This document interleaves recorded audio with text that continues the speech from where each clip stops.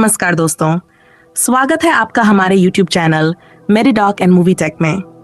आज मैं आपको एक अद्भुत हॉलीवुड ड्रैगन मूवी एरागॉन की पूरी कहानी बहुत ही इमोशनल अंदाज में और हिंदी भाषा में बताने जा रही हूँ। तो चलिए शुरू करते हैं। कहानी शुरू होती है अंधेरे और रहस्यमय जंगलों से, जहाँ एक बेहद खतरनाक और काला जादू करने वाला जादूजा अपने भयानक राक्षसों के साथ एक एल्फ राजकुमारी आर्या का पीछा कर रहा होता है। दुर्जा को एक खास पत्थर चाहिए जो दरअसल एक रहस्यमयी शक्ति को अपने अंदर समेटे हुए है। आर्या इस रहस्य को बचाने के लिए पत्थर को गायब कर देती है और खुद दुर्जा की काली जादूगरी का शिकार बन जाती है। अब कहानी लेती है एक नया मोड़ जब एक सीधा साधा गांव का लड़का एरागॉन सामने आता है, जो अपने चाचा के साथ एक छोटे से गांव में रहता है। एरागॉन को शिकार करना बहुत पसंद है। एक रात वह जंगल में शिकार करने जाता है और तभी उसे वो रहस्यमयी नीले रंग का पत्थर मिलता है जो दरअसल एक अंडा था। एरागॉन कुछ नहीं समझ पाता और पत्थर को मीट के बदले कसाई को दे देता है, लेकिन कसाई डर के मारे पत्थर वापस कर देता है, ये कहते हुए कि ये गांव को तबाह कर सकता है। एरागॉन पत्थर को अपने घर ले जाकर छुपा देता है और अगली सुबह जैसे ही सूरज की पहली किरण पड़ती है, उस पत्थर से एक प्यारा सा नीला ड्रैगन जन्म लेता है। एरागॉन उसे साफायरा नाम देता है। वहीं दूर कैद में बैठी आर्या को यह आभास हो जाता है कि अंडे ने अपने राइडर को चुन लिया है। एरागॉन के हाथ पर एक चमकता हुआ निशान भी उभर आता है जो बताता है कि वो एक ड्रैगन राइडर है। दुर्जा ये सब राजा गाल्बाटोरिक्स के कहने पर कर रहा होता है, वही राजा जिसने 100 साल पहले सभी ड्रैगन राइडर्स और उनके ड्रैगन को मारकर साम्राज्य को अपनीन कर लिया था। अब उसे डर है कि अगर एक नया राइडर आ गया तो लोग उसके खिलाफ खड़े हो सकते हैं। इसलिए दुर्जा को किसी भी हाल में एरागॉन को वार्डन नाम की बागी सेना तक पहुंचने से पहले मारना है। वार्डन ही वो उम्मीद है जो राजा के खिलाफ लड़ रही है और शांति बहाल करना चाहती है। धीरे धीरे साफायरा बड़ी होती जाती है और उड़ना सीखती है। एक दिन एरागॉन को कुछ अजीब प्राणी कसाई को मारते हुए दिखाई देते हैं। वो भागकर अपने चाचा को बताने जाता है, लेकिन तब तक साफायरा उसे अपनी पीठ पर बिठाकर बचा लेती है। जब एरागॉन लौटता है तो देखता है कि उसके चाचा को मार दिया गया है। वह टूट जाता है, गुस्से में साफायरा पर चिल्लाता है। तभी एक रहस्यमयी बुजुर्ग ब्रॉम आता है और बताता है कि एरागॉन की जान खतरे में है। ब्रॉम उसे लेकर निकलता है और बताता है कि ये सब राजा के लोग हैं जो उसे मारना चाहते हैं, क्योंकि अगर राइडर मरा तो ड्रैगन खुद ब खुद मर जाएगा। ब्रॉम एरागॉन को तलवार चलाना सिखाता है और रास्ते में उन्हें कई खतरे भी मिलते हैं। एक गांव में जब एरागॉन ब्रेड लेने जाता है तो उसे लगता है कोई उसका पीछा कर रहा है। एक बूढ़ी भविष्यवक्ता उसे उसके भविष्य के दुख, एक युद्ध और एक राजकुमारी के बारे में बताती है। अचानक उन पर ओर्गल्स नाम के राक्षस हमला करते हैं।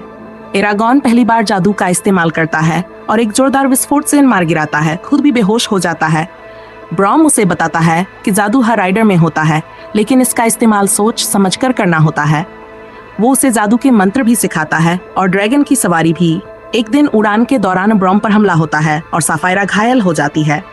एरागॉन को अब पता चलता है कि ब्रॉम भी एक राइडर, लेकिन एक और राइडर मोर्जन ने उसकी ड्रैगन को मार दिया था, जिसके बदले में ब्रॉम ने उसे मार दिया।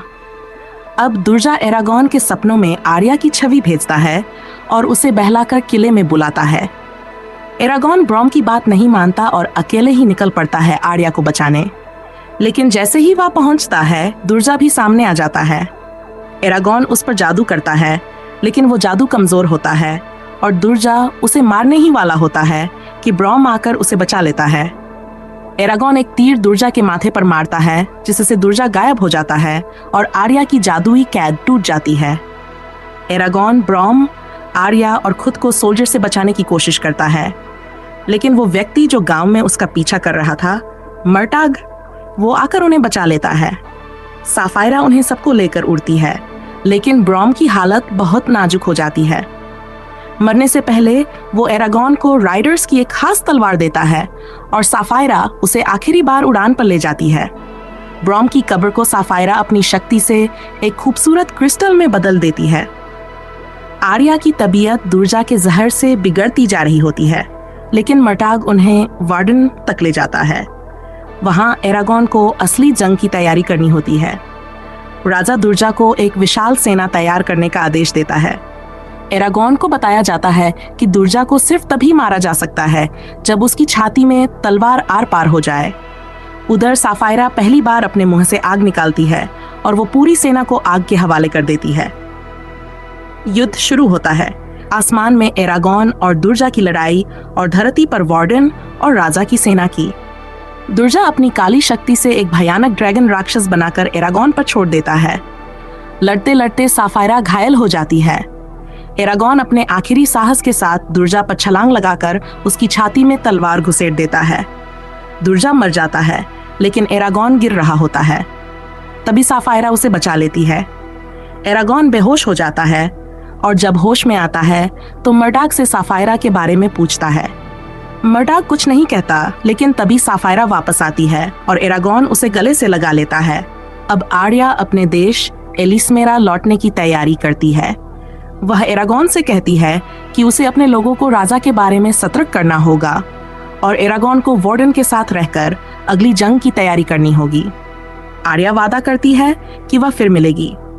कहानी का अंत होता है राजा गाल्बाटोरिक्स से, जो अपना ड्रैगन दिखाता है। इसका मतलब यह है कि सिर्फ एरागॉन ही नहीं, बल्कि राजा भी एक ड्रैगन राइडर है। उसका ड्रैगन आग उगलता है और यहीं पर फिल्म खत्म होती है। अगर आपको ये कहानी पसंद आई हो तो कृपया इसे लाइक करें, शेयर करें और हमारे चैनल एंड मूवी टेक को सब्सक्राइब जरूर करें। अगली कहानी में फिर मिलते हैं। धन्यवाद।